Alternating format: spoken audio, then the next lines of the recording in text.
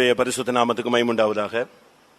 என்னாகமம் 23 அதிகாரம் 8-9 வசனங்கள் வாசிப்போம். என்னாகமம் 23 அதிகாரம் 8-9 வசனங்கள். தேவன் சபிக்காதவனை நான் சபிப்பது எப்படி? கர்த்தர் வெறுக்காதவனை நான் வெறுப்பது எப்படி? கன்மலை உச்சிலிருந்து நான் அவனை கண்டு குன்றுகளில் இருந்து அவனை பார்க்கிறேன். அந்த ஜனங்கள் ஜாதிகளோட கலவாமல் தனியே வாசமாயிருப்பார்கள். கர்த்தருடைய பரிசுத்த நாமத்துக்கு மகிமை உண்டாவதாக. தேவனுடைய ஜனங்களை சபிக்கும்படியாக பிலேயாம் என்கிற ஒரு மனிதனை அழைத்து கொண்டு வருகிறார்கள்.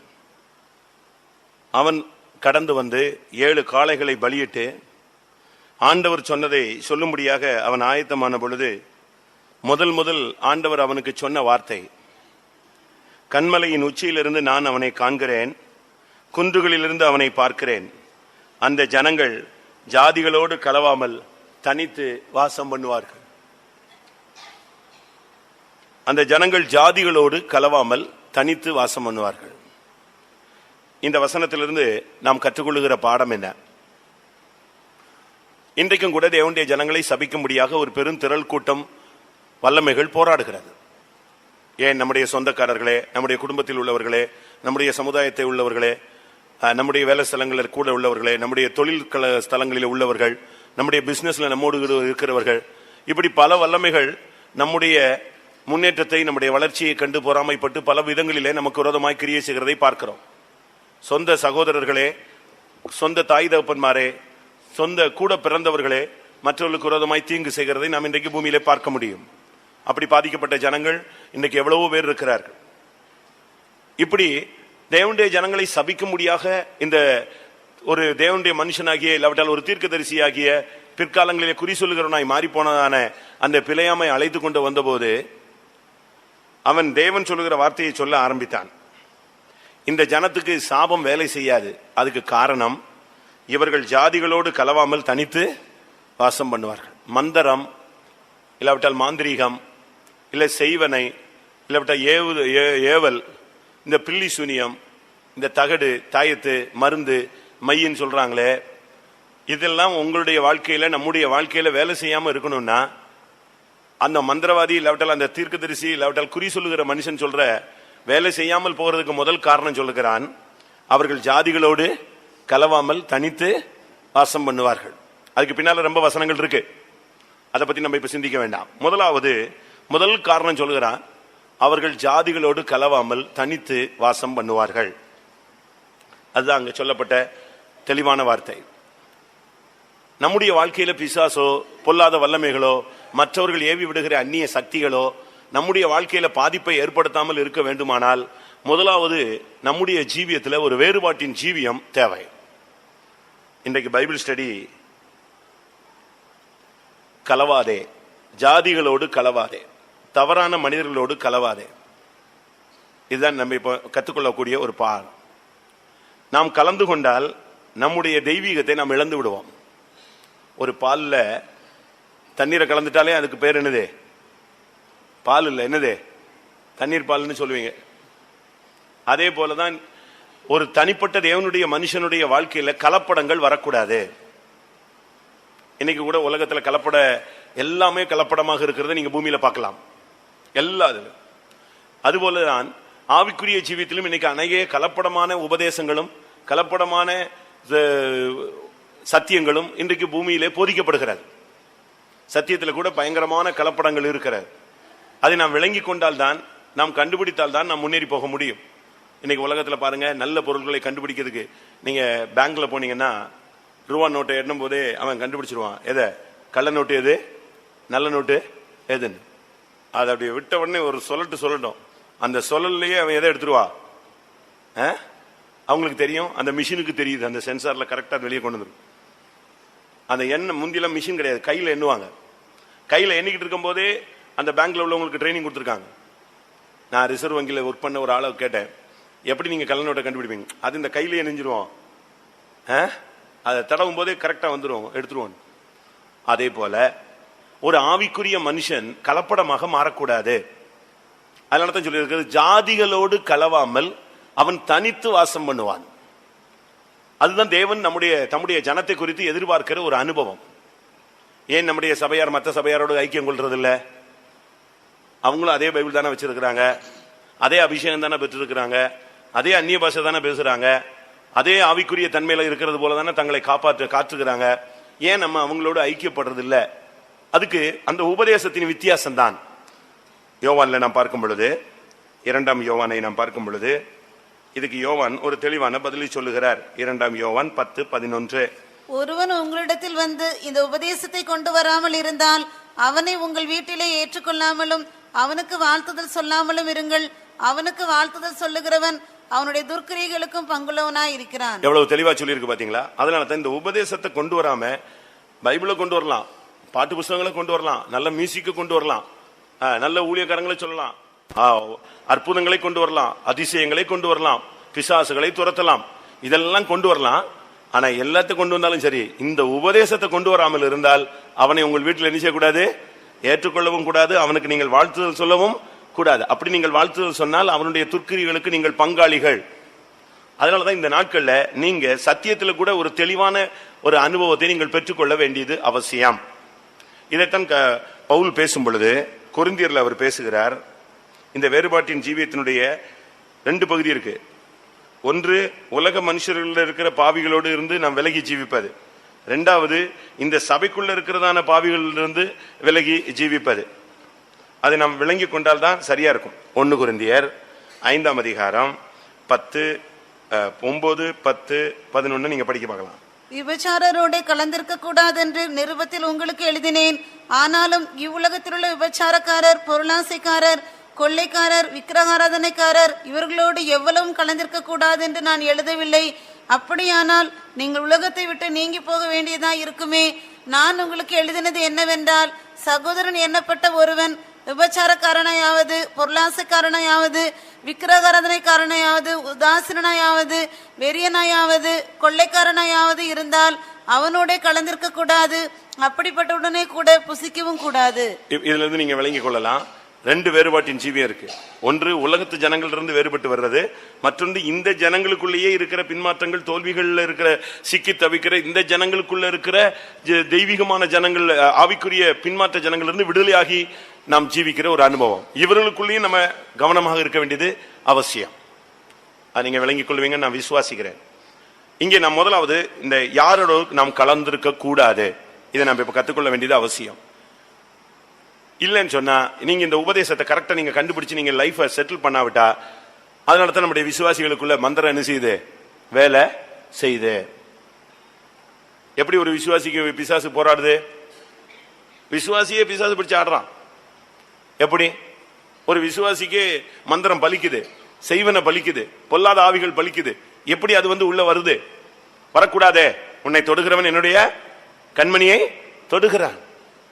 உனக்கு விரோதமாய் உருவாக்கப்படும் எந்த ஆயுதமும் வாய்க்காதே, உனக்கு அக்கினி மதில் போட்டிருக்கிறேன்னு சொல்லி இருக்கிறார். இதை தாண்டி உனக்குள்ள எப்படி வருது? அதுக்கு காரணம் நாம ஜனங்களோடு மிக்ஸ் ஆகிறோம். அது தவறு. உபதேசத்தின்படி ரொம்ப கவனமாக இருக்க வேண்டிய ஒரு காலகட்டம். நாம் தனித்து வாசம் பண்ண வேண்டும். அப்படின்னா அண்ணனை விட்டுறணுமா, தம்பி விட்டுறணுமா, குடும்பத்தை விட்டுறணுமா? நான் அப்படி சொல்லல. ஸ்பிரிச்சுவல்ல, ஆவிக்குரிய தன்மையில நீங்க ஒரு தனித்துவம் வாய்ந்தவர்களாக நிற்க வேண்டியது அவசியம். அப்போஸ்தலர் 10ஆம் அதிகாரம் 28ஆம் வசனத்துல பேதுரு இந்த வார்த்தையை வித்தியாசமாக சொல்லுகிறார். அவர்களை நோக்கி, அந்நிய ஜாதியானோட கலந்து அவனிடத்தில் போக்கு வரவாய் இருப்பது யூதனானவனுக்கு விலக்கப்பட்டு இருக்கிறது என்று. பாத்தீங்களா? அந்நிய ஜாதியானோடு கலந்து அவனோடு போக்குவரத்தா இருப்பது யூதனுக்கு என்ன செய்யப்பட்டிருக்கிறது? விலக்கப்பட்டிருக்கிறது. நாம் எல்லாரும் எழுத்தின்படியான யூதர்கள் அல்ல, உள்ளத்தில் யூதனானவனே யூதன். அப்ப நாம் எல்லாருமே ஆவிக்குரிய யூதர்கள். அப்ப யூதனுக்கு அந்நிய ஜாதியனோடு கலந்திருக்க முடியாது, கலந்திருக்க கூடாது. சங்கீதத்தில் சொல்லி இருக்கிறது, நீ விபச்சாரக்காரனோடும் நீ கலந்து போகிறாய், திருடனோடும் உனக்கு பங்கு இருக்கிறது. இப்படிப்பட்ட மனுஷனை கர்த்தர் சபையில அங்கீகரிக்கிறதுல, அப்படிப்பட்ட மனிதர்களை துன்மார்க்கர் என்று சொல்லுகிறார். 50ஆம் சங்கீதம் 18. நீ திருடனை காணும் போது அவனோடு ஒருமித்து போகிறாய், விபச்சாரரோடும் உனக்கு பங்குண்டு. இப்படிப்பட்ட ஒரு ஐக்கியத்தை வச்சுக்கிட்டு நம்ம பரலோகம் போகணும்னு சொல்ல முடியாது. அதனாலதான் 1ஆம் சங்கீதத்துல ரொம்ப தெளிவாக சொல்லியிருக்கு, உட்காராதே, நிக்காதே, நடக்காதே. யாரெல்லாம்? துன்மார்க்கர், அடுத்து பாவிகள், பரியாசக்காரர், உட்காராத, நிக்காத, நடக்காத, அவங்களோட எந்த காரியத்திலையும் பங்கெடுக்காத. ஒரு தேவனுடைய பிள்ளை ஃபர்ஸ்ட் ரட்சிக்கப்பட்ட உடனேயே அவனுடைய லைஃப்ல ஒரு வேறுபாட்டின் ஜீவியம் வரணும். இதைத்தான் அப்போஸ்தலர் 2ஆம் அதிகாரத்துல 40ஆம் வசனத்துல பேதுரு பேசுகிறார். ரட்சிக்கப்பட்ட ஜனங்க நாங்க என்ன செய்யணும்னு கேட்ட உடனே சொன்ன வார்த்தை என்ன? இன்னும் அநேக வார்த்தைகளாலும் சாட்சி கூறி மாறுபாடுள்ள இந்த சந்ததியை விட்டு விலகி உங்களை ரட்சித்துக் கொள்ளுங்கள். மாறுபாடான இந்த சந்ததி, மாறுபாடு உள்ள இந்த சந்ததியை விட்டு விலகி உங்களை என்ன செய்து கொள்ளுங்கள்? ரட்சித்துக் கொள்ளுங்கள். இதை பிலிப்பியர்ல பவுல் பேசும்பொழுது என்ன சொல்லுகிறார்? கோணலும் மாறுபாடான சந்ததியை விட்டு விலகுங்கள். பிலிப்பியர் 2ஆம் அதிகாரம் 15ஆம் வசனம். கோணலும் மாறுபாடுமான சந்ததியின் நடுவிலே குற்றமற்றவர்களும் கபடற்றவர்களும் தேவனுடைய மாசற்ற பிள்ளைகளுமா இருக்கும்படிக்கு. பாத்தீங்களா? கோணலும் மாறுபாடான சந்ததி இந்த உலகம். அதனால நாம் இந்த உலகத்துல முதலாவது ஒரு தேவனுடைய விசுவாசி, ஒரு தேவனுடைய பிள்ளைன்னு சொல்லுகிறவன் ஜாதிகளோடு கலக்க கூடாது. ஃப்ரெண்ட்ஷிப் நீங்க வைங்க, ஆவிக்குரியவங்களோடு வைங்க. ஆவிக்குரிய சபையில வந்த பிறகு கூட ஆவிக்குரிய ஜனங்களோடு வைங்க. நான் சொல்றது உங்களுக்கு விளங்குதா? புரியுதா? சபைக்குள்ள வர்றதுக்கு நீங்க சபைக்குள்ள வந்துடுறீங்க, உலகத்துல இருந்து எல்லாவற்றையும் நீங்க பழைய ஃப்ரெண்ட்ஷிப் எல்லாத்தையும் கட் பண்ணிடுறீங்க. குடிகாரன், விபச்சாரக்காரன், சண்டை போடுறவன், கொலைகாரன், இப்படிலாம் நம்ம எல்லாரோடும் நமக்கு ஃப்ரெண்ட்ஷிப் இருந்துச்சு. கட்சிக்காரங்க இப்படிலாம் நமக்கு இருந்துச்சு. அதெல்லாம் நம்ம கட் பண்ணிடுறோம். அது பிறகு என்னன்னா ஹாய் பை தான், அவ்வளவுதான். அப்படி போய்கிட்டே இருக்கணும். அதே நேரத்தில் இங்க சபைக்குள்ள வந்துட்ட பிறகு சபைக்குள்ளையும் நம்ம கவனமாக அடி எடுத்து வைக்கணும். இங்கேயும் 2 கூட்டம் இருக்கிறது. பைபிள்ல சொல்லி இருக்கிறது, 2 பேர் ஒரே படுக்கையில் இருப்பார்கள், ஒருவன் என்ன செய்யப்படுவான்? எடுக்கப்படுவான், ஒருவன் கைவிடப்படுவான். 2 பேர் உட்கார்ந்து திரும்பி அரைப்பாங்க. அதுல ஒரு ஆள் போகும், ஒரு ஆள் என்ன செய்யாது? போகாது. அப்படின்னா என்ன அர்த்தம்? 2 பேரும் திரிகை தான் அரைக்காங்க, 2 பேரும் ஊழியம் தான் செய்யறாங்க, 2 பேரும் பாடுதான் படுறாங்க. அதுல ஒன்னு எடுத்துக்கொள்ளப்படுகிறது, ஒன்னு என்ன செய்யப்படுகிறது? கைவிடப்படுகிறது. நாம் அந்த எடுத்துக்கொள்ளப்படுகிற ஆளா இருக்கணும். அந்த எடுத்துக்கொள்ளப்படக்கூடிய மனுஷனோடு ஐக்கியப்பட்ட மனுஷனா இருக்கணும். கைவிடப்படக்கூடியவனாக இருக்கிற சபையில இருக்கிற இந்த கூட்டத்தோடு நம்ம ஐக்கியப்படவே கூடாது. அதனாலதான் ரொம்ப கவனமாக நம்ம அடி எடுத்து வைக்கணும். அப்படின்னா விசுவாசிகள் எல்லாம் யார்ட்டையுமே பேசக்கூடாதா? இல்ல, உங்களுக்குள்ள இருக்கிற ஆவியானவர் கரெக்டா அவங்களை நடத்துவார். யாராவது வந்து உங்ககிட்ட தீமையான காரியங்கள் பேசுவாங்க, உடனே நீங்க அவங்களை விட்டு புரிஞ்சுக்கணும். ஓஹோ, இவங்க இவ்வளவுதான், விலகிடணும். தவறான உபதேச காரியங்கள்ல வித்தியாசமா வசனத்தை மாத்தி பேசுறதாக, இல்லாவிட்டால் எதிர்கேள்வி கேட்கறதாக, நியாயம் பேசக்கூடியதாக, இப்படிலாம் உங்களை என்ன செய்வாங்க? ட்ரிப் பண்ணுவாங்க. அதை நம்ம கவனிச்சு நம்ம அந்த விஷயத்துல வேறுபாட்டின் ஜீவியத்தை காத்துக்கொள்ள வேண்டியது அவசியம். உபாகமம் 7ஆம் அதிகாரம் 3ஆம் வசனம். அவர்களுடைய சம்பந்தம் களவாயாக உன் குமாரத்திகளை அவர்கள் குமாரருக்கு கொடாமலும் அவர்கள் குமாரத்திகளை உன் குமாரருக்கு கொள்ளாமலும் இருப்பாயாக. இது விவாகத்துல கலவாத ஒரு ஜீவியம். விவாகம்னு வந்த உடனே தான் நம்முடைய ஆளுங்கள்லாம் எங்க போறாங்க? திரும்புது வண்டி எல்லாமே. அது வரைக்கும் சியோன் எருசலேம் ஹை ஸ்பீட்ல போயிட்டு இருப்பாங்க. விவாகம் உடனே டேக் டைவர்ஷன் போட்டிருப்பான் ஒரு போர்டு, மாற்றுப்பாதையில் செல்லவும். அது வரைக்கும் என்ன செய்வாங்க? நேரா வந்துகிட்டு இருப்பான். நீங்க சவுதியில போனீங்கன்னா சொல்றாங்க, அந்த மெக்கா மதினா வர்ற வரைக்கும் போய்கிட்டே இருக்கும் ரோடு. அந்த மெக்காவோ மதினாவோ அதனுடைய எல்லை வந்துருச்சுன்னா, அதாவது அவங்களுடைய புனித பூமி, அந்த புனித பூமிக்கு எல்லைக்குள்ள வந்துட்டா உடனே ரோடு என்ன செஞ்சிடறான்? அடுத்த ரோடு திருப்புறான். நான் முஸ்லிம்ஸ் ரோடு. முஸ்லீம் அல்லாதவர்கள் எந்த ரோட்ல போனோம்? எந்த ரோட்ல போனோம்? அடுத்த ரோட்ல போகணும். முஸ்லீம் மட்டும்தான் எதுக்குள்ள போனோம்?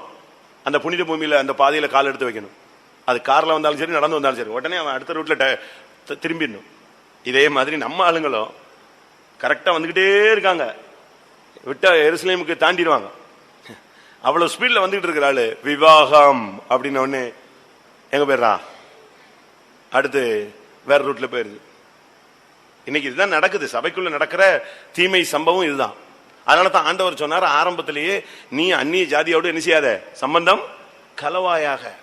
இதை தான் கொரிந்தியர்ல பார்க்கும் பொழுது 2 கொரிந்தியர் 6ஆம் அதிகாரம் 14ஆம் வசனம். அந்நிய நுகத்திலே அவிசுவாசிகளுடன் பிணைக்கப்படாது இருப்பீர்களாக. நீதிக்கும் அநீதிக்கும் சம்பந்தம் ஏது? ஒளிக்கும் இருளுக்கும் ஐக்கியம் ஏது? இந்த விஷயத்துல ரொம்ப கவனமா இருக்கணும். அதனாலதான் சொல்லி இருக்கு, அந்நிய நுகத்திலே அவிசுவாசிகளோடு பிணைக்கப்படாது இருப்பீர்களாக. கிறிஸ்துவுக்கும் பேலியாளுக்கும் இசைவேது, அவிசுவாசியோட விசுவாசிக்கு பங்கு ஏது? ரொம்ப கவனமா இருக்க வேண்டிய ஒரு இடம் இந்த விஷயம் தான். இந்த இடம் வரும்பொழுதுதான் நம்ம ஆளுங்க கொஞ்சம் அப்படி தடுமாறிடுறாங்க. இவங்க தெய்வீகத்துக்கு இடம் கொடுக்காம அங்கதான் ஜாதிக்கு டக்குன்னு இடம் கொடுத்துடுறாங்க. பெரிய பெரிய ஆளுங்கள்லாம் இந்த இடம் வரும்போது கண்ணை மூடிடுவாங்க. அந்த இடம் அந்த ஸ்பாட்டுக்கு வரும்போது இவங்க நெஞ்சிருவாங்க, கண்ணை மூடிட்டு அப்படியே திருப்பிடுவாங்க, வண்டியை திருப்பிடுவாங்க. அதனாலதான் இன்னைக்கு அநேக இடங்கள்ல தெய்வீகம் சீர்குலைந்து போயிருக்கிறது. வேதம் அதனால தான் சொல்லுகிறது, அந்த அந்நிய மனுஷன் சொல்றான், பிழையாம் சொல்றான், பணத்துக்கு ஆசைப்பட்டு கூலிக்காக விரைந்தோடி வந்த மனுஷன் சொல்றான், இவர்கள் ஜாதிகளோடு கலவாமல் தனித்து வாசம் பண்ணுவார்கள். அதனால நாம் இந்த நாட்கள்ல தனித்து வாசம் பண்ண வேண்டும். நீ தனித்து வாசம் பண்ணினால் தேவன் உன்னோடு வாசம் பண்ணுவார்.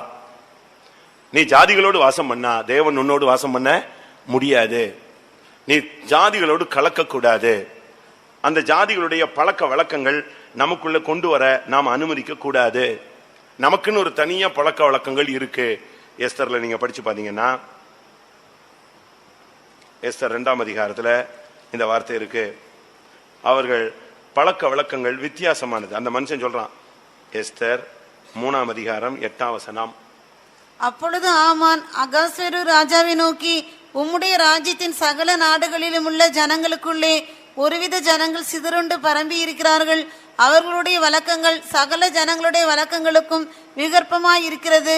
அவர்கள் தேவனுடைய ஜனத்தை பத்தி அவன் சொல்றான், போய் குற்றம் சொல்றான். ஒருவித ஜனங்கள் இந்த ஜாதிகளுக்குள்ள இருக்காங்க, நம்முடைய ஜனங்களுக்குள்ள. அவங்களுடைய வழக்கங்கள் எப்படி இருக்கு? சகல ஜனங்களுக்கும் வித்தியாசமாக இருக்கு. அவன் சொல்றான், யூத ஜனங்கள்னு ஒரு கூட்டம் ஜனங்கள் இருக்கு நம்முடைய தேசத்துல. இந்த ஜனங்களுடைய பழக்க வழக்கம் நம்முடைய ஜனத்தோட என்ன செய்யறது இல்ல, ஒத்து போகிறதே இல்ல. அப்ப எந்த அளவு அவங்க ஒரு தனித்துவத்தை பாதுகாக்கிறாங்கன்னு நீங்க பாருங்க. அந்த நாட்களிலே நம்ம அப்படி தனித்துவம் இருக்கா? ஒரு பெரிய சொந்தக்காரங்க டீம்ல போய் நீங்க மாட்டிக்கிட்டீங்கன்னு வச்சுக்கோங்களேன், நீங்க என்ன பண்ணுவீங்க? ஒரு குரூப் 40-50 சொந்தக்காரங்க மத்தியில நீங்க போய் விசுவாசி மாட்டிக்கிட்டீங்க. ஒரு ஃபங்க்ஷனுக்கோ ஒரு நல்லதுக்கோ கெட்டதுக்கோ உள்ள போய் மாட்டிக்கிட்டீங்க. என்ன பண்ணுவீங்க? கொஞ்ச நேரத்தில் நீங்க என்ன யாரா மாறிடக்கூடாது, அவங்களோட நீங்க நினைச்சிடக்கூடாது. மெஜாரிட்டி இல்ல நம்ம மைனாரிட்டின்னு சொல்லி அவங்களோட நினைச்சிடக்கூடாது, மிக்ஸ் ஆயிடக்கூடாது. அங்க ஒரு ஆளு நீ என்ன செய்யணும், தனியா நிக்கணும். நிக்க முடியாதா? அங்க போன உடனே நீங்க அவங்களுக்கு ஒத்த வேஷம் தரிச்சிடக்கூடாது. நீங்க அங்க என்ன செய்யணும், தனியா நின்று ஜெயிச்சு காட்டணும். இன்னைக்கு சாயங்காலம் ஒரு போன் கேள்விப்பட்டேன். போன்ல ஒரு செய்தி, ஒரு வீட்டில் ஒரு பிசாசு பிடிச்சு ஒரு பிள்ளை பயங்கரமா தொல்லை பண்ணுது. அப்போ அவங்க யாரோ ஒருத்தவங்க நம்ம விசுவாசியை கூட்டு போயிருக்காங்க. நீங்க வாங்க, நீங்க ஜெபம் பண்ணுவீங்கல்ல, பிசாசை துரத்துங்களேன் வாங்கன்னு சொல்லி கூட்டு போறாங்க. இவங்க கூட்டு போறதுக்குள்ள அந்த வீட்டில் இன்னொரு குரூப் போய் யாரை கூட்டு வந்துட்டாங்க, மந்திரவாதிய கூட்டு வந்துட்டாங்க. இப்ப இவங்க போறதுக்குள்ள யாரு முன்னால வந்துட்டா, மந்திரவாதி முன்னால வந்து உட்காந்துட்டான். உட்காந்து அவன் பூஜையை ஸ்டார்ட் பண்ணிட்டான். இவங்க போன உடனே இவங்களுக்கு ஒன்றும் பண்ண முடியல, ஏன்னா இவங்க லேட்டா போயிட்டாங்க. சரின்னு சொல்லிட்டு இந்த விசுவாசி பேசாம நிக்குது. கூட்டு போனவங்களும் நிக்கிறாங்க. அங்க மந்திரவாதி பூஜையை ஸ்டார்ட் பண்ணி ஃபுல் ஸ்பீட்ல எடுத்துட்டான். எடுத்தா பிசாசு என்ன செய்ய மாட்டேக்கு, ஆடுது. என்ன செய்ய மாட்டேக்கு, போக மாட்டேக்கு. அவனும் கடந்து என்னெல்லாமோ பண்ணி பார்த்துட்டு கடைசியில அவனுக்கு புரிஞ்சிருச்சு ஏதோ ஒரு குழப்பம் இருக்கு இன்னைக்குன்னு. அவன் ஒதுங்கிட்டான். அதுக்கு பிறகு சொந்தக்காரங்கெல்லாம் சொல்லியிருக்காங்க, ஏம்மா நீ என்ன செய்ய, ஜபம் பண்ணு. ஜபம் பண்ணுன உடனே இது ஸ்டார்ட் பண்ணிச்சு பாருங்க. அவன் மந்திரத்துல ஆடாத பிசாசு என்ன செய்ய ஆரம்பிச்சிருச்சு, ஆட ஆரம்பிச்சிருச்சு. மந்திரத்துல எரியாத பிசாசு எரிய ஆரம்பிச்சிருச்சு. கத்தி உருண்டு போய் கடைசியில் ஓடியே போயிடுச்சு. மந்திரவாதி ஒன்னும் சொல்லாம எந்திரிச்சு நெஞ்சிட்டான். அப்படியே மெல்ல எழுப்பி போயிட்டான். நீங்க என்ன செய்வீங்க இப்படி ஒரு இடத்துல விட்டா? உங்க சொந்தக்காரங்க மத்தியில் இப்படி ஒரு கட்டத்தில் கொண்டு போய் விட்டா என்ன பண்ணுவீங்க? நம்ம ஆளுங்க சில இடத்துலலாம் சிலர்லாம் நம்ம விசுவாசிகள், ஒரு சிஸ்டர் வந்துச்சு கல்யாணத்துக்கு, தங்கச்சி கல்யாணத்துக்கு போயிட்டு வந்துச்சு. வந்ததுல இருந்து சிக்கு. கல்யாணத்துக்கு நான் தான் ஜெபம் பண்ணி அனுப்பிவிட்டேன். போயிட்டு வந்ததுல இருந்து என்னது சிக்கு, அம்மா படுத்துருச்சு. கடைசியில காத்திருப்பு போட்டதுக்கு ரொம்ப கஷ்டப்பட்டு வந்துச்சு. வந்து அறிக்கை செய்யுது. என்ன அறிக்கை? இவங்க ஏற்கனவே நகை போடாதவங்க. அங்க கல்யாண வீட்டில் போன உடனே ஒரு போட்டோவுக்காக நகை போட சொல்லியிருக்காங்க. அதனால இது ஆந்திரா தானே, நம்ம சர்ச்சு தமிழ்நாட்டில் இருக்கு. அதனால இவங்க நினைச்சிட்டாங்க ஆந்திரால யாருமே கிடையாது. சரி, சொந்தக்காரங்க மத்தியில் வேகமா ஒரு அவங்ககிட்ட இருந்து இவங்ககிட்ட இருந்து எல்லாத்தையும் வாங்கி மாட்டி அழகா ஒரு போட்டோவுக்கு 2 பேரும் புருஷனும் மனைவியும் அழகா போஸ் கொடுத்துட்டு எல்லாத்தையும் கலத்தி அவங்கவுங்க கையில கொடுத்துட்டு, ஓசி தானே கொடுத்துட்டு வந்துட்டாங்க எல்லாத்தையும். இங்க வந்தா எது பிடிச்சிக்கிச்சு, வியாதி பிடிச்சிக்கிச்சு. அறிக்கை இப்ப சனிக்கிழமை காத்திருப்பூடத்துல என்ன அறிக்கை, நான் அங்க போனதே தப்பு. போனது தப்பு கிடையாது, போன இடத்துல நீ நடந்து கொண்ட விதங்கள் தவறு. நீங்க ஜாதிகளோடு கலக்க கூடாது. நீங்க மனுஷனுக்கு பயப்படுறீங்க. பைபிள் சொல்லுகிறது, உங்கள் சரீரத்தை அழிக்கிறவனுக்கு நீங்கள் பயப்படாமல் ஆத்மாவை அழிக்கிறவருக்கு நீங்கள் என்ன செய்யுங்க? பயந்து நடுங்குங்கள். சரீரத்தை அழிக்கிறவனுக்கு நீங்க பயப்படக்கூடாது. ஒருவேளை உங்களுக்கு உலக பிரகாரமான நன்மைகள் கிடைக்காம இருக்கும், உங்களை உதாசீனப்படுத்துவாங்க, அதை பத்தி கவலையே இல்லை. அது நீங்க அதை பத்தி யோசிக்கவே கூடாது. பார்வோனுடைய குமாரத்தின் மகன் என்னப்படுவதை அவன் என்ன செய்தான்? வெறுத்தான். அநித்தியமான பாவ சந்தோஷங்களை அவன் வெறுத்தான். அந்த மகிமை மேன்மையெல்லாம் வெறுத்துதான் அவனுக்கு இந்த மகிமையான ஜனங்களை நடத்தக்கூடிய ஊழியம் கிடைத்தது.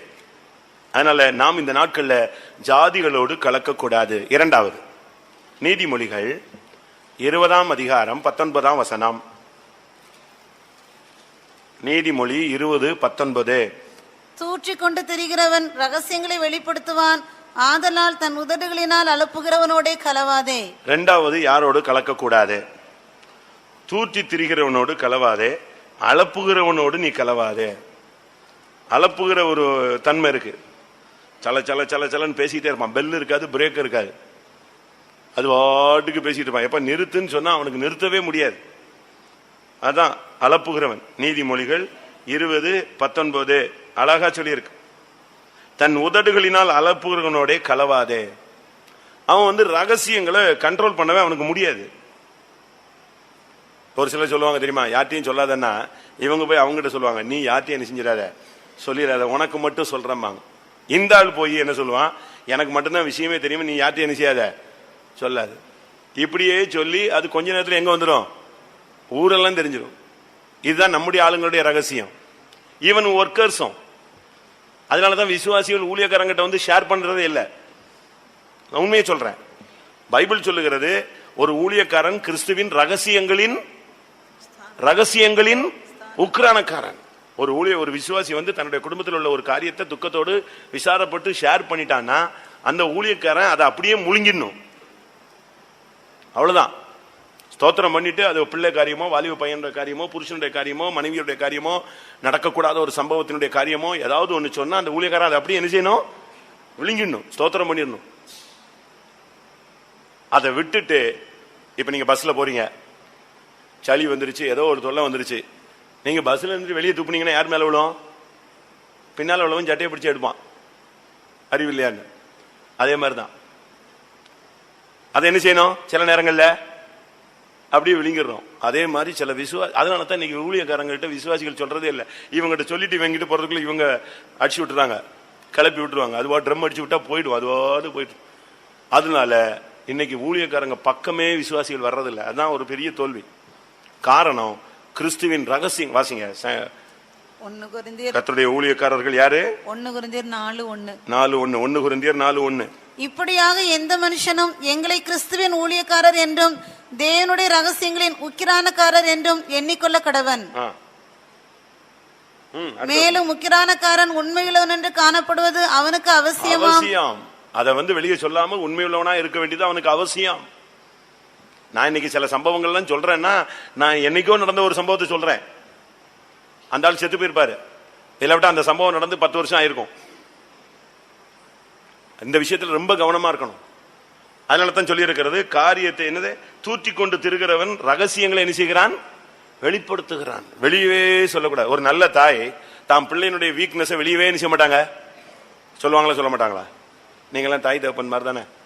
தாம் பிள்ளை ஒரு இடத்துல தடுமாறிடுச்சுன்னா பெற்றவங்க என்ன சொல்லுவாங்க, சொல்லிடுவாங்களா? சொல்லவே மாட்டாங்க. அதை அப்படியே ஸ்தோத்திரம் பண்ணி ஆண்டவரேன்னு எவ்வளவு மறைச்சு அந்த பிள்ளையினுடைய லைஃபை செட்டில் பண்ண முடியுமா செட்டில் பண்ணுவாங்க. நம்ம எப்படி இன்றைக்கு எப்படி இருக்கிறோம்? தூற்றி திரியக்கூடாது. அதனால தான் சொல்லி இருக்கிறது, தன் உதடுகளினால் அலப்புகிறவனோடு நீ என்ன செய்யாத, கலக்காத, ஓட்டவாயோடு நீ சேராத, ரகசியங்களை வெளிப்படுத்துகிறவனோடு நீ சேராத. ஒரு ஆவிக்குரிய பிள்ளைகள் ரொம்ப கவனமா இருக்கணும். அலப்புகிறவனோடு சேர்ந்துடக்கூடாது. அலப்புகிறவன் என்ன தெரியுமா? அவன் மூடன். அலப்புகிறவன் யாரு? மூடன். நீதிமொழிகள் 10ஆம் அதிகாரம் 8ஆம் வசனம். இருதயத்தில் ஞானமுள்ளவன் கட்டளைகளை ஏற்றுக்கொள்ளுகிறான், அளப்புகிற மூடனோ விழுவான். அளப்புகிற மூடனோ என்ன செய்வான்? அப்ப அளப்புகிறவன் யாரு? மூடன். அவன் விழுந்துருவான், என்னைக்காவது ஒரு நாள் விழுந்து போயிடுவான். பேசிக்கிட்டே இருக்கிறது. அதனாலதான் தூக்கத்தில் கூட நம்ம விசுவாசிகள் சிலர் பேசிடுறாங்க. பகலெல்லாம் பேசி முடிச்சு கண்ட்ரோல் இல்லாம போய் கடைசியில் தூக்கத்திலே என்ன செய்யறான்? பேச ஆரம்பிச்சிடறாங்க. பாத்திருக்கீங்களா? உங்க வீட்டுல பைத்தம்ல தூக்கத்துல பேசுற ஆளுங்க. அப்ப இவன் முழிச்சிருக்கும் போதும் பேசிக்கிட்டே இருக்கான், அடுத்து என்ன செய்யறான்? தூக்கத்திலையும் பேசிக்கிட்டே இருக்கான். 24 hours பேசிக்கிட்டே இருக்கிறாள் தான். அளப்புகிறவனுடைய கலவாதே, அளப்புகிற மூடன் விழுவான். அளப்புகிறவர்னா தெரிஞ்சது தெரியாது தேவையில்லாதது எல்லாத்தையும் பேசுவான். அவனுக்கு அந்த சப்ஜெக்டே தெரியாது, ஆனா பேசுவான். அந்த காரியமே அவனுக்கு தெரியாது, ஆனாலும் உடனே அதுல தலையை கொடுத்து பேசுவான். அப்படித்தான் பைபிள் சொல்லுது. வாசியுங்கள் 1 தீமோத்தேயு 5ஆம் அதிகாரம் 13ஆம் வசனம். அதுவும் அல்லாமல் அவர்கள் சோம்பல் உள்ளவர்களாய் வீடு வீடாய் திரிய பழகுவார்கள். சோம்பல் உள்ளவர்களாய் மாத்திரமல்ல, அலப்புகிறவர்களாயும் வீண் அலுவலகாரிகளாயும் தகாத காரியங்களை பேசுகிறவர்களாயும் இருப்பார்கள். இந்த அலப்புகிறதுன்னா தகாத காரியத்தை பேசுறது. அதாவது தன்னை விட பரிசுத்தத்துல, விசுவாசத்துல, அனுபவத்துல, வயதுல மூத்தவங்களுடைய காரியங்களை பேசுகிறது தான் தகாதது. புரிஞ்சுக்கோங்க. உங்களுடைய ஆவிக்குரிய அனுபவத்தை விட மிஞ்சினவர்கள், உங்களை விட வயதுல மூத்தவர்கள், உங்களை விட ஆவிக்குரிய ஜீவித்துல அபிஷேகம் கிருபை மிக்கவர்கள், இவர்களை குறித்து நீங்க என்ன செய்யக்கூடாது? பேசவே கூடாது. தகாத காரியங்களை பேசக்கூடாது. வீண் அலுவற்காரிகளாக அலப்புகிறவர்களாக திரிவார்கள். இந்த சுபாவம் எத்தனை பேருக்கு இருக்கு? இந்த கிருபை, பேசிக்கிட்டே இருக்கிற கிருபை. என்னத்தையாவது ஒண்ணு பேசணும். ஒரு அரை மணி நேரம் அவங்களை சும்மா இருக்க சொல்லுங்க, இருக்கவே முடியாதுங்க. பொல்லாத ஆவி அவங்களை போட்டு அளக்களிக்கும். 3ஆம் யோவான் 10ஆம் வசனம். 3ஆம் யோவான் 10ஆம் வசனம். ஆனபடியால் நான் வந்தால் அவன் எங்களுக்கு விரோதமாய் பொல்லாத வார்த்தைகளை அலப்பி தகாத காரியங்களை பேசுகிறது. அடுத்தது பொல்லாத வார்த்தைகள், தடித்த வார்த்தைகள், அன்பார்லிமெண்டரி வேர்ட்ஸ் சொல்லுவாங்க. அதாவது ஒரு தகுதியற்ற வார்த்தை என்ன செய்யக்கூடாது? பேசக்கூடாது. வயசுக்கு மிஞ்சி பேசக்கூடாது, தகுதிக்கு மிஞ்சி பேசக்கூடாது, பொல்லாத வார்த்தைகள் பேசக்கூடாது, கனவீனமான வார்த்தைகள் பேசக்கூடாது. இந்த அலப்புகிற ஆளை பத்தி பைபிள் சொல்லுகிறது, இவன் பாம்பு. அலப்புகிறவன் யாரு? பாம்பு. பாம்போட பழகினா எப்படி இருக்கும்? பாம்புக்கு பால் வச்சாலும் அது கொத்துற நேரத்தில் நெஞ்சிடும், கொத்திடும். பாம்புக்கு பால் வளர்த்தன்னு சொல்றாங்க இல்லையா, பால் ஊத்தி வளர்த்தன்னு சொல்றாங்க இல்லையா.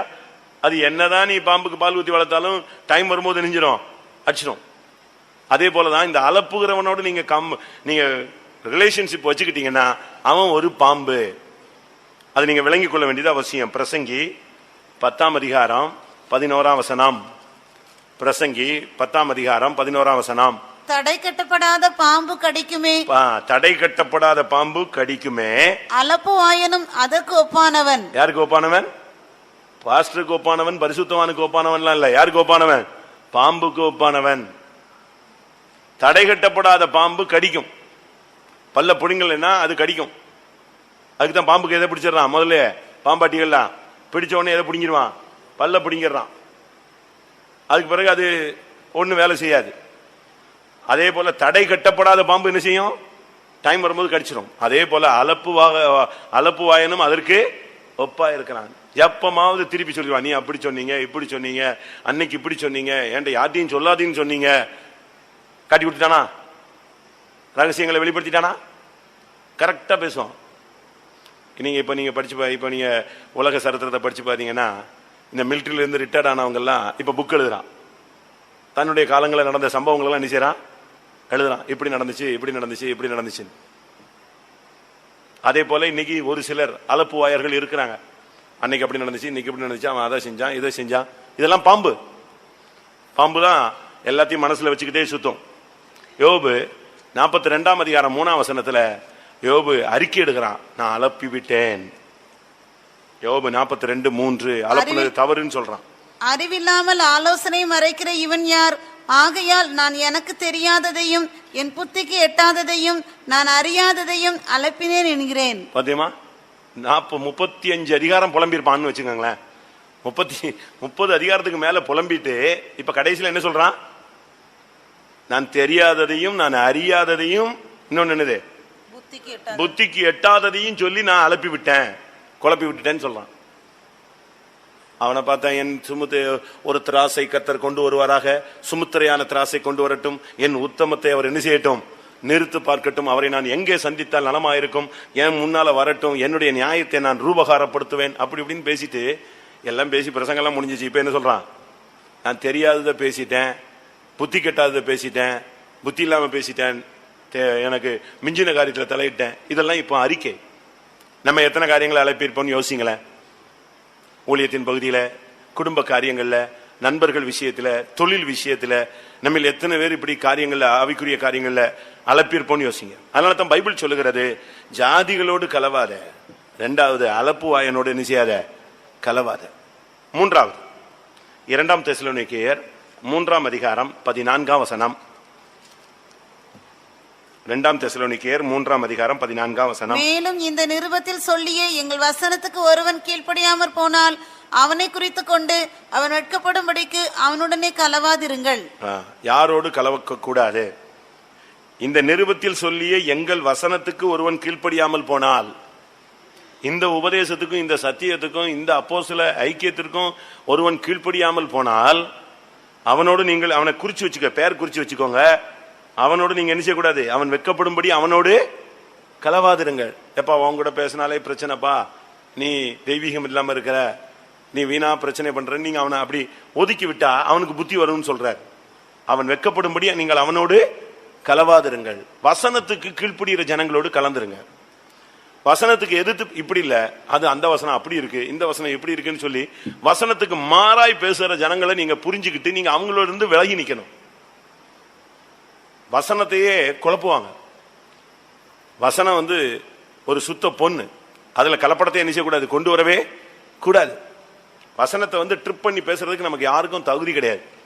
அதனால தான் வெளிப்படுத்தல் கடைசி அதிகாரத்தில் சொல்லி இருக்கு, இந்த வசனத்தை ஒன்னு கூட்டினா தொலைஞ்சான், குறைச்சாலும் தொலைஞ்சான் இருக்கு. வெளிப்படுத்தல் 21:18. இந்த புஸ்தகத்தில் உள்ள தீர்க்க தரிசன வசனங்களை கேட்கிற யாவருக்கும் நான் சாட்சியாக எச்சரிக்கிறதாவது, ஒருவன் இவைகளோடு எதையாகிலும் கூட்டினால் இந்த புஸ்தகத்தில் எழுதியிருக்கிற வாதைகளை தேவன் அவன் மேல் கூட்டுவார்.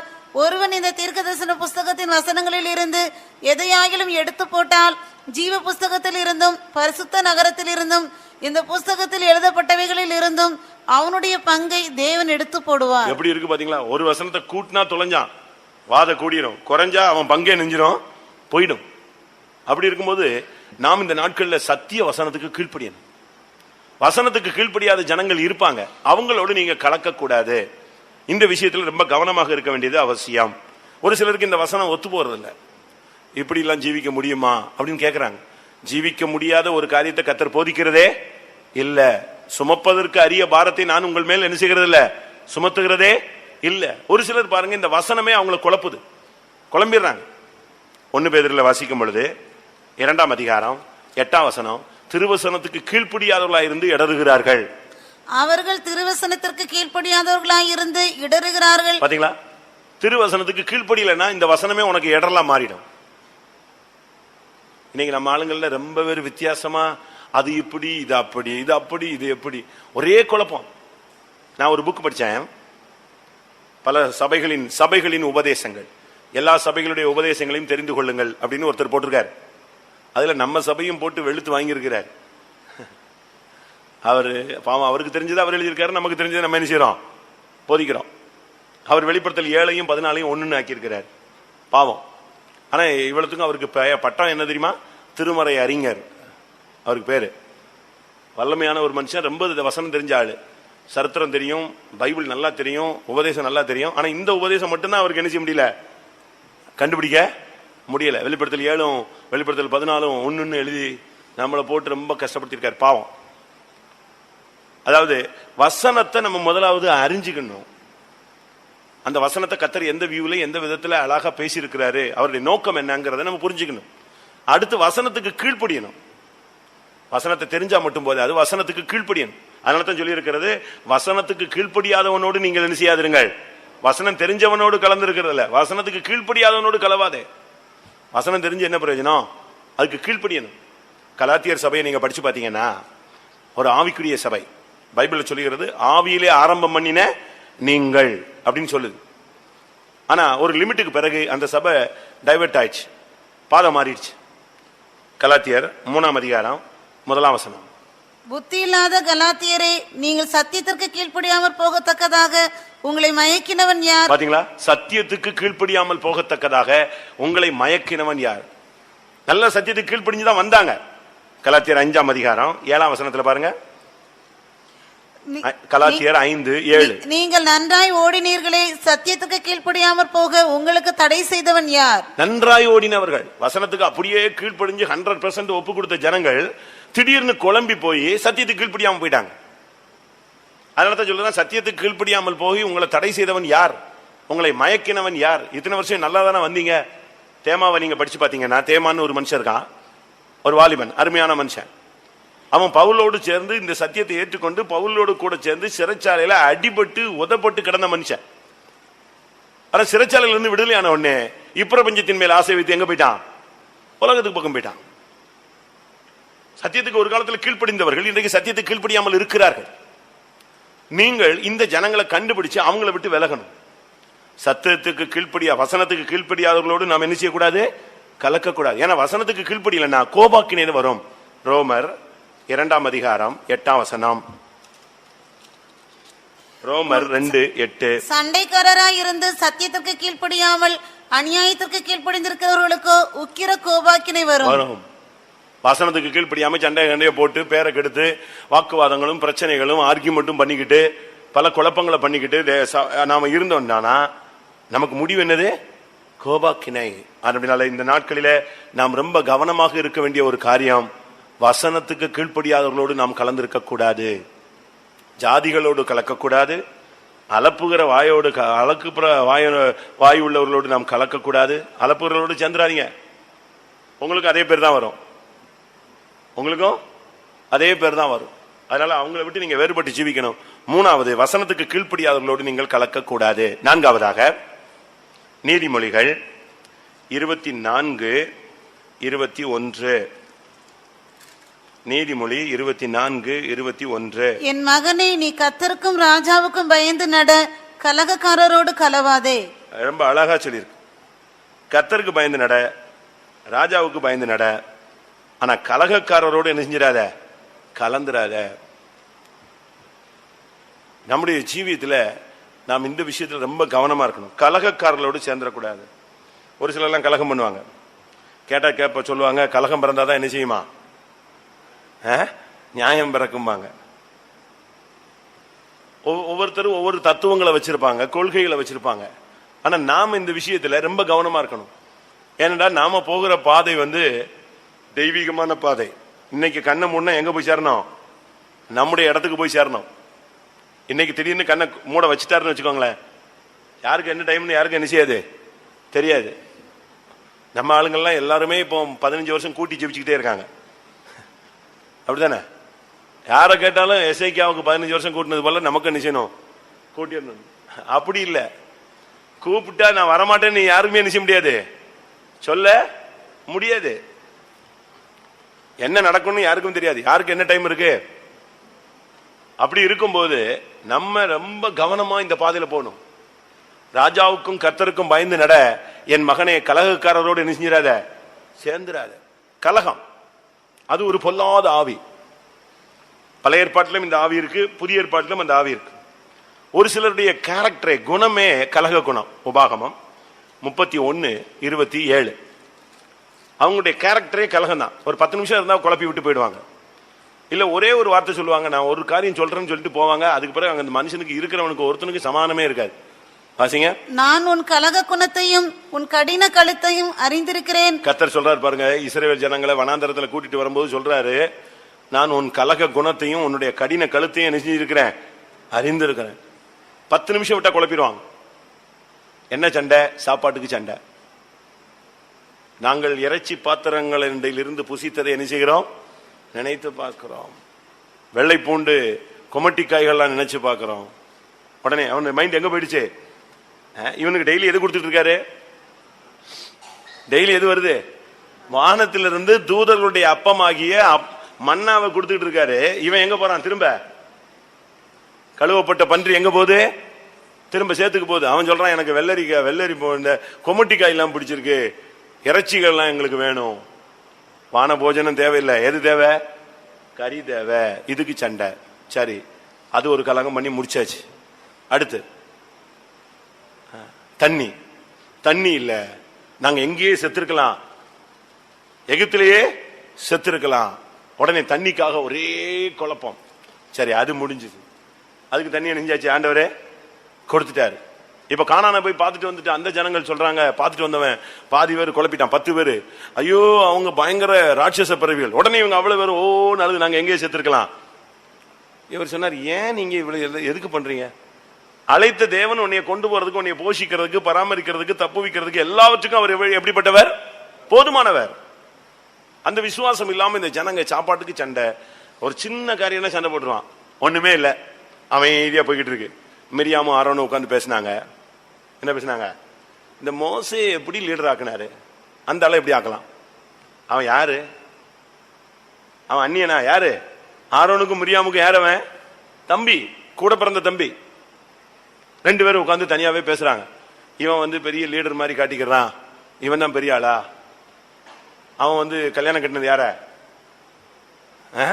கல்யாணம் கட்டினது யார? ஒரு எத்தியோப்பிய ஸ்திரியை கட்டியிருக்கிறான். ஆனா இங்க நின்றுகிட்டு உபாகமத்துல என்ன சொல்லிட்டு இருக்கான்? அந்நியர்களோட சம்பந்தம் கலவாதீங்க. இவன் செஞ்சதே தப்பு, இவன் என்னத்தை நமக்கு பிரசங்கம் பண்றது? இப்படித்தான் பேசினாங்க. இப்படி இந்த ஜனங்களுக்கு சும்மா இருக்கவே மாட்டான். சும்மா இருக்கும் போதே எதை கிளப்பி விட்டுருவான். நான் ஒரு இடத்துல இருந்தேன். அந்த இடத்துல ஒரு சண்டே ஸ்கூல் ஹெட்மிஸ்டர்ஸ். அவங்க நல்ல வைராக்கியமான ஆளுங்க. பட் அவங்க கல்யாணம் பண்ணும்போது யாரையோ விருப்பப்பட்டு அவங்க கல்யாணம் கட்டியிருக்காங்க. அவரும் இப்ப விசுவாசி, இவங்களும் என்னது விசுவாசி. அது நடந்து 35 வருஷம் ஆயிடுச்சு. இப்ப அவங்க யாரு? சண்டே ஸ்கூல்ல ஹெட்மிஸ்டர்ஸ். சண்டே ஸ்கூல்ல இருக்கிற ஒரு சாதாரண டீச்சரு ஏதோ ஒரு பிரச்சனைக்கு அது பேசுது. என்ன பேசுது? இந்த பொம்பளையை கொண்டு ஹெட்மிஸ்டர்ஸ் ஆக்கி விட்டாங்க. அவ அந்த காலத்திலேயே ஒருத்தனை கல்யாணம் கட்டின, வேற ஆளை கல்யாணம் இஷ்டத்துக்கு போய் கல்யாணம் கட்டினவளை கொண்டு போய் என்ன செஞ்சிருக்கு? இப்போ நமக்கு டீச்சரா வச்சிருக்கு, ஹெட் மாஸ்டரா வச்சிருக்கு. இந்த பொம்பளை சொல்றதை நான் கேட்கணுமா? யாரு சொல்றது? இது 35 வருஷத்துக்கு முன்னால் நடந்து, அதுக்கு பிறகு அவங்க சபைக்குள்ள ரட்சிக்கப்பட்டு ஞானசானம் எடுத்து பரிசுத்தாவி பெற்று ராபோஜன் எடுத்து 35 வருஷம் ஆச்சு. 35 வருஷத்துக்கு பிறகு யார் பேசுறா? மிரியாம் பேசுறா. நான் ஓப்பனா சொல்றேன், அந்த பேசின பிள்ளை இன்னைக்கும் பைத்தியமா இருக்கு. பேசின பிள்ளை இன்னைக்கு எப்படி இருக்கு? மெண்டலா இருக்கு. சபையில அவங்க ஊழியம் செய்யறாங்க, இவளுக்கு அந்த ஊழியம் போயிடுச்சு, எல்லாமே போயிடுச்சு. அதுக்கு தானே அடிக்கடி நான் பிரசங்கத்துல சொல்றேன், இல்ல சுத்திரி படத்துல சொல்றது, தேவன் மன்னித்ததை நீ என்ன செய்யக்கூடாது. ஒருவனுக்கு தேவன் ஒரு காரியத்தை மன்னிச்சிருப்பாரு, அவன் செஞ்ச தப்ப எங்கேயோ உட்கார்ந்து அழுது மன்னிப்பு கேட்டிருப்பான், அதை ஆண்டவர் மன்னிச்சிருப்பாரு. அதை நீ என்ன செய்யக்கூடாது, திரும்ப அதை பேசவே கூடாது. அது அவன் பாடு, அவர் பாடு. அவனுக்காக அவர் ரத்தம் சிந்தி இருக்கிறாரு, அடிபட்டு இருக்காரு. உனக்கு எப்படி ரத்தம் சிந்தினாரோ அதே மாதிரி அவனுக்கு நெஞ்சிருக்காரு, ரத்தம் சிந்தி இருக்கிறாரு. நீ மன்னிப்பு கேட்கல அவனை பத்தி பேசுனதுக்கு, ஆனா அவன் தன்னுடைய வாழ்க்கையில் நடந்த தோல்விக்கு நெஞ்சிருக்கிறான், மன்னிப்பு கேட்டிருக்கிறான். அது நீ திருப்பி பேசுறதுக்கு உனக்கு என்ன கிடையாது. நீங்க படிச்சு பாருங்க, என்னாகும் 12ஆம் அதிகாரம் 1ஆம் வசனத்துல ஆரோனும் மிரியாமும் உட்கார்ந்து பேசுவாங்க. அத மோசேக்கு அந்த மேட்டரே தெரியாது, அவன் வீட்டுல உட்கார்ந்து இருப்பான். ஆனா கர்த்தர் அதை கேட்டார். வாசிங்க. எத்தியோப்பிய தேசத்து ஸ்திரீயை மோசே விவாகம் பண்ணி இருந்தபடியினால் மிரியாமும் ஆரோனும் அவன் விவாகம் பண்ணின எத்தியோப்பிய தேசத்து ஸ்திரீ நிமித்தம் அவனுக்கு விரோதமாய் பேசி, கர்த்தர் மோசே கொண்டு மாத்திரம் பேசினாரோ, எங்களை கொண்டும் அவர் பேசுறது இல்லையோ என்றார்கள். கர்த்தர் அதை கேட்டார். யார் கேட்டது? மோசே அங்க இல்ல. வாக்குவாதம் பண்றதுக்கு, தப்புன்னு சொல்றதுக்கோ, சரின்னு சொல்றதுக்கோ, நியாயம் பேசுறதுக்கோ மோசே அங்க இல்ல. யார் கேட்டாத? கர்த்தர் கேட்டார். அதனாலதான் இந்த விஷயத்துல நீங்க சும்மா கலகம் கலப்பக்கூடாது. ஒரு சில வீட்டுல பாருங்க, காலையில நல்லா இருப்பாங்க, திடீர்னு புயல் அடிச்சிடும்.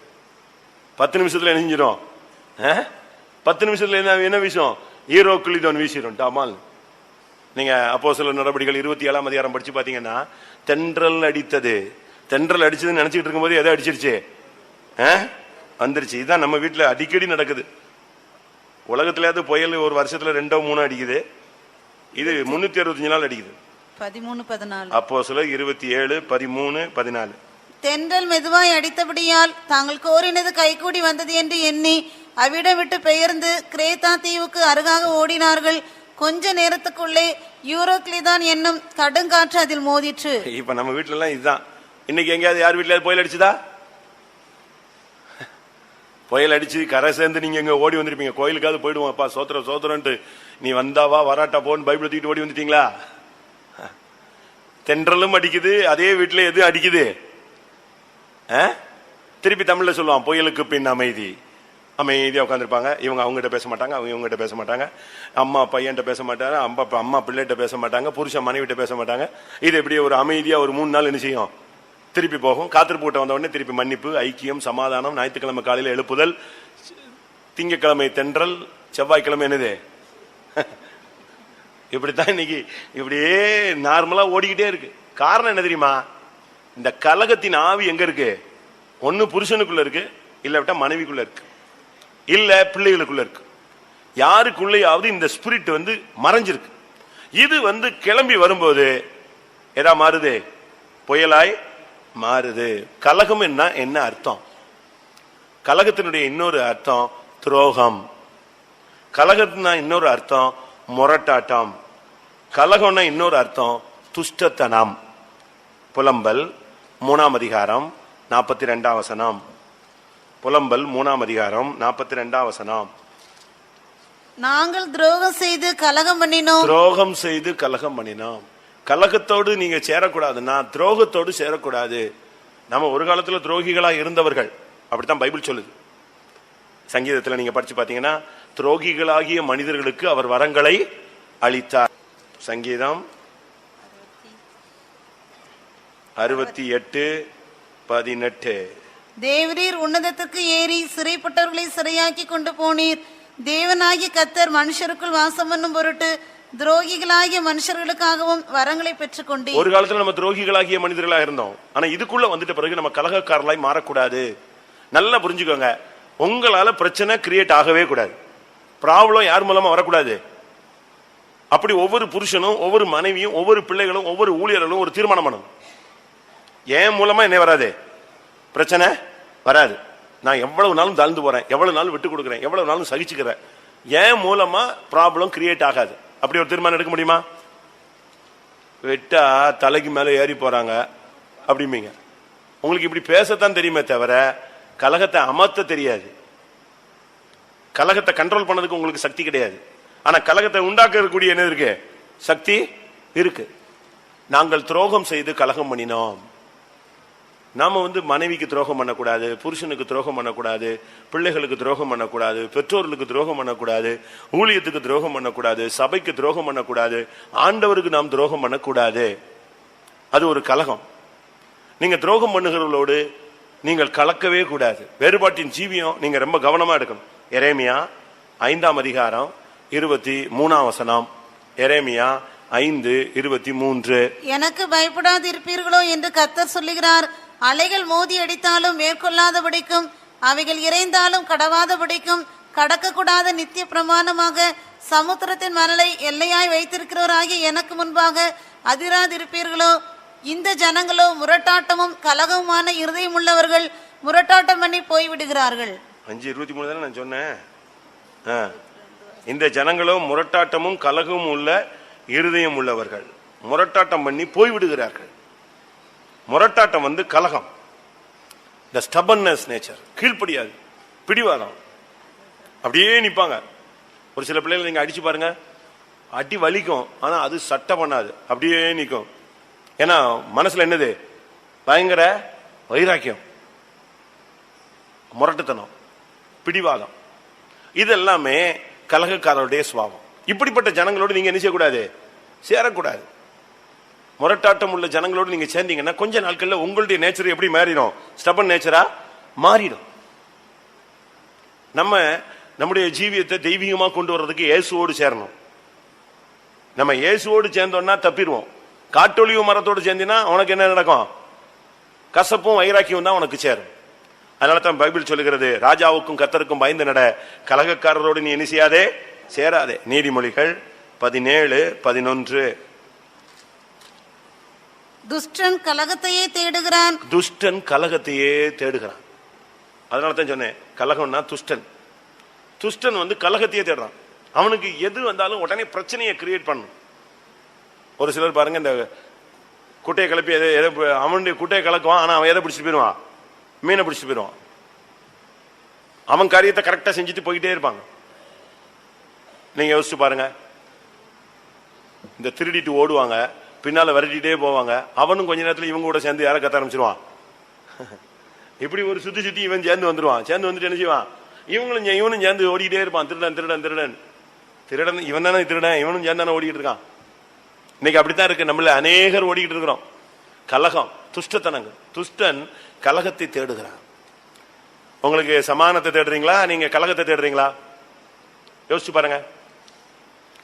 கலகக்காரரோடு கலவாதே. கடைசியாக யாத்திராகமம் 23 அதிகாரம் 1 வசனம். யாத்திராகமம் 23:1. அபாண்டமான சொல்லை ஏற்றுக்கொள்ளாயாக, கொடுமையுள்ள சாட்சிக்காரனாய் இருக்க ஆகாதவனோட கலவாயாக. ஆகாதவனோடு கலவாயாக. அபாண்டமான சொல்லை ஏற்றுக்கொள்ளாயாக, கொடுமையுள்ள சாட்சிக்காரனாய் இருக்க ஆகாதவனோடு கலவாயாக. ஆகாதவனோடு நீ சேர்ந்துட்டேன்னு சொன்னா நீ கொடுமையுள்ள சாட்சிக்காரனாய் மாறுவாய். ஆகாதவன்னா யாரு? 15 சங்கீதம் 4 வசனம். ஆகாதவன் தீழ்ப்பானவன், அவன் கர்த்தருடைய பர்வதத்திலே ஏறமாட்டான். ஆகாதவன் அவன் பார்வைக்கு தீழ்ப்பானவன், கர்த்தருக்கு பயந்தவர்களையோ கனம் பண்ணுகிறான். பாருங்க, அந்த அதிகாரத்தில் நீங்க படிச்சு பாத்தீங்கன்னா, யார் உம்முடைய கூடாரத்தில் தங்குவான், யார் உம்முடைய பரிசுத்த பர்வதத்தில் வாசம் பண்ணுவான்? அவனுக்கு ஆகாதவன் கிட்டே வரக்கூடாது. ஆகாதவனோடு நீங்க கலக்கவே கூடாது. ஆகாதவன் அவன் பார்வைக்கு, தேவனுடைய பர்வதத்தில் போறவனுக்கு ஆகாதவன் யாரு? தீழ்ப்பானவன். ஆகாதவனோடு சேரவே கூடாது. ஆகாதவன் என்ன? இசைந்து செல்லாதவன். தமிழ்நாட்டில் ஒரு பாஷை, ஒரு வார்த்தை உண்டு, ஆக வைத்தல். அதாவது எப்படியாவது அதை என்ன செஞ்சிருவாங்க? கேள்விப்பட்டிருக்கீங்களா? அதை ஆக வச்சுட்டாங்க, இது ஆக வச்சுட்டாங்கம்மா அப்படின்னு என்ன அர்த்தம்?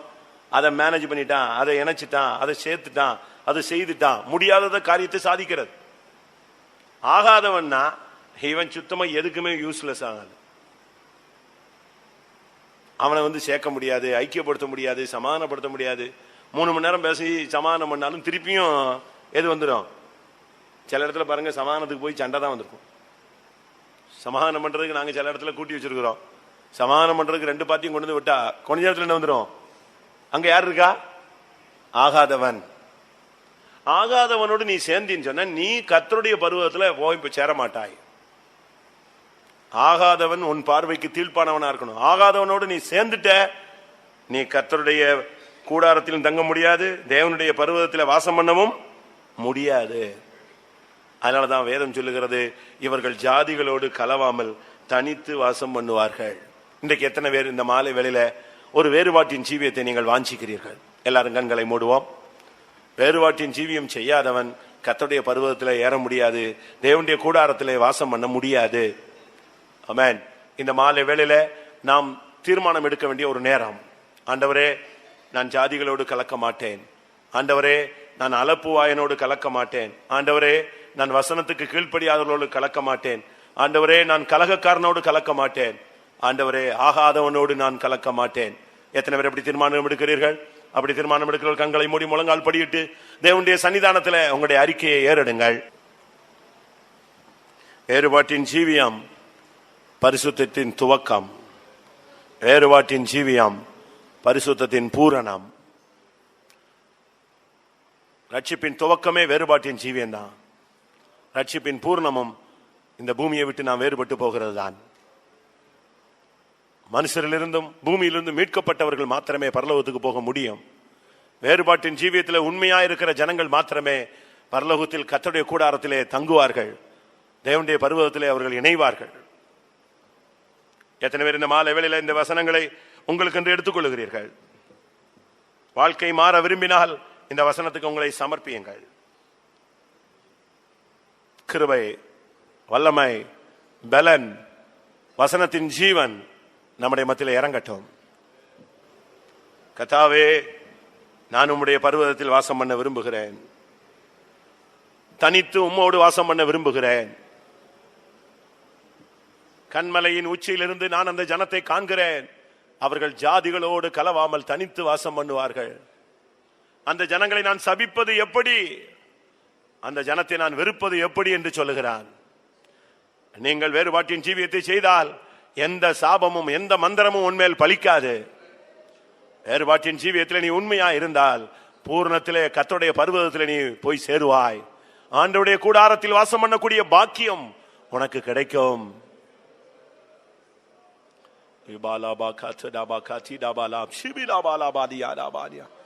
எத்தனை பேர் தீர்மானம் எடுக்கிறீர்கள்? நான் ஜாதிகளோடு கலக்க மாட்டேன், அலப்பு வாயனோடு கலக்க மாட்டேன், வசனத்துக்கு கீழ்ப்படியாளர்களோடு நான் சேர மாட்டேன், கலகக்காரரோடு சேர மாட்டேன், ஆகாதவர்களோடு நான் சேர மாட்டேன். அப்படி தீர்மானம் எடுக்கிறவர்கள் தேவனை நோக்கி பாருங்கள். ஆமென். நீங்கள் எடுத்த தீர்மானத்தின்படி ஜீவிக்க ஒரு கிருபையை பெற்றுக் கொள்ளுங்கள்.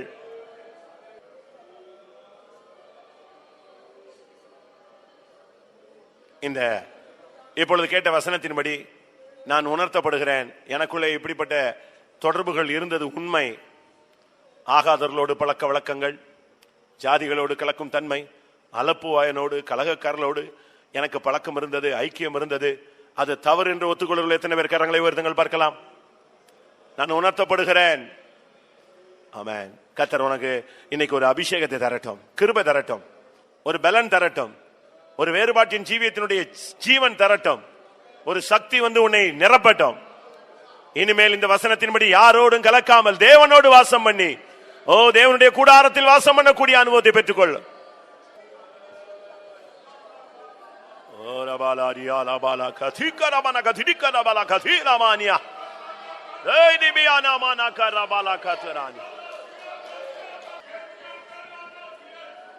ஆண்டவரே, நான் உம்முடைய கூடாரத்தில் வாசம் பண்ண வேண்டும். ஹல்லேலூயா.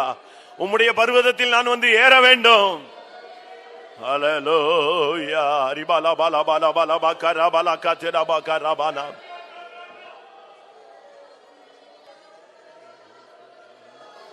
ஹல்லேலூயா, ஹல்லேலூயா, ஹல்லேலூயா, ஹல்லேலூயா.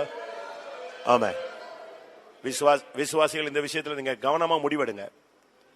உங்களுக்கு விரோதமான சத்துருக்கள் தோற்கடிக்கப்பட வேண்டும். எந்த மந்திரமும் எந்த சாபமும் எந்த வல்லமையும் உன்னை தொடக்கூடாது. உனக்குள்ளே அது பலிக்காமல் இருக்க வேண்டுமானால் நீங்கள் ஒரு வேறுபாட்டின் ஜீவியத்தை செய்தே ஆக வேண்டும். ஆமென். ஹல்லேலூயா. இந்த வசனத்துக்கு நீங்கள் கீழ்ப்படிந்து பழகி பாருங்க, பிசாசுகள் ஓடும். ஹல்லேலூயா. தீராபாலாக்கா ராபாக்கா ராபாக்கா தீராபாக்கா. ஹல்லேலூயா, ஹல்லேலூயா, ஹல்லேலூயா. ஆமென். தேவனுடைய வார்த்தைகளுக்காக ஸ்தோத்திரம் பண்ணுவோம். எந்த வல்லமைகளும் நம்மை சபிக்காமல் மேற்கொள்ளாமலும் இருக்க நாம் தனித்து வாசம் பண்ண வேண்டும், வேறுபாட்டின் ஜீவியத்தை காத்துக்கொள்ள வேண்டும் என்று தேவன் நமக்கு போதித்தபடினால ஸ்தோத்திரம் பண்ணுவோம். எந்தெந்த காரியங்களில் வேறு பிரிந்து ஜீவிக்க வேண்டும் என்பதை கர்த்தர் நமக்கு போதித்தபடினால ஸ்தோத்திரம் பண்ணுவோம். வேறுபாட்டின் ஜீவியத்தை காத்துக்கொண்டு கர்த்தருடைய கூடாரத்தில் போய் வாசம் பண்ண கர்த்தர் ஒவ்வொருவருக்கு அனுக்கிரகம் செய்ய முடியாது. ஸ்தோத்திரம் பண்ணுவோம். வசனம் கேட்ட ஒவ்வொருவருக்கு உதவி செய்ய முடியாது. ஸ்தோத்திரம் பண்ணுவோம்.